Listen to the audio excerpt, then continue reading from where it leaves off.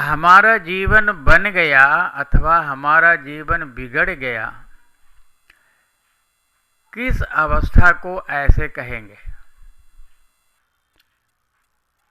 बनी हुई अवस्था, बिगड़ी हुई अवस्था, कैसे हम इसको जज करेंगे, कैसे हम इसको समझेंगे? आर्ष ग्रंथों के अनुसार जब भगवान से किसी भी जीव का तार जुड़ जाता है तो उस स्थिति को जीवन बनना कहते हैं, और जब तक तार नहीं जुड़ता है तब तक जीवन बिगड़ा हुआ कहते हैं।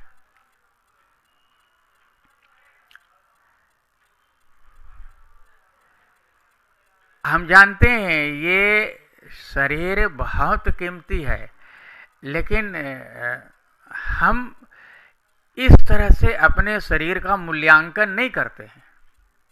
हम ये जानते हैं कि सद्गुरु जीवन में होना चाहिए, लेकिन हम सद्गुरु कृपा से कभी कभी तो जीवन पर्यंत वंचित रह जाते हैं। इसीलिए भगवान को प्राप्त करने वाला ज्ञान हमें नहीं मिलता है। संसार में जीने वाला ज्ञान और जो ठाकुर जी के तरफ से पहले ही दिया हुआ रहता है, उसी ज्ञान के सहारे ये जीवन को काट लेते हैं। आधा अधूरा जीवन जी करके संसार छोड़ करके चले जाते हैं। हमें हमेशा सतर्क रहना पड़ता है, चेतना पड़ता है, और यदि ना सतर्क रह जाए तो बोले तो बना हुआ भी काम बिगड़ जाता है। जैसे गंगोत्री से गंगा जी निकल करके जब तक गंगा सागर में नहीं जाती हैं तब तक इनको कहीं भी चैन नहीं मिलता है। वो निरंतर कल कल छल छल करते हुए और बढ़ते रहते हैं। ऐसे ही हम जीव जब तक भगवान तक नहीं पहुंचेंगे तब तक, जब तक हमारे लिए भगवान का और पट नहीं खुलेगा, धाम नहीं खुलेगा, तब तक हम इसी प्रकार से बहते रहेंगे, चलते रहेंगे, चलते रहेंगे। ये हम जानते हैं भगवान का नाम ही सार है, लेकिन इसको जीवन में अमल कितना करते हैं ये तो हर एक आदमी से समझ करके इसका अंदाज लगाया जा सकता है।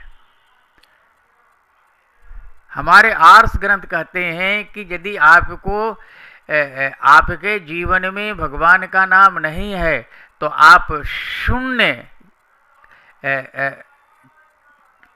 का जीवन बिता रहे हैं, आपका जीवन शून्य में लटका हुआ है। इसलिए कहते हैं कि भगवान श्रीमन नारायण का नाम जपो, हर पल जपो नाम नारायण, हर पल उनका स्मरण बना रहे। तो इससे क्या होता है, बोले जन्म जन्मांतर का, कल्प कल्पांतर का बिगड़ा हुआ भी काम सब बन जाता है।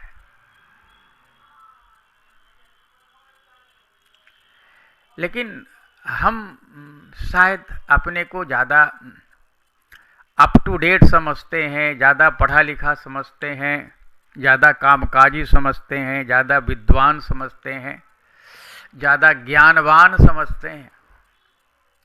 बहुत बड़ी बड़ी डिग्री लेकर के रहते हैं ना, इसीलिए उस डिग्री के अहंकार के तले दबे रहते हैं। उस डिग्री के आगे भगवान क्या चीज़ है ऐसा समझते हैं। भगवान हमको खाने को दे देगा, भगवान हमको पीने को दे देगा।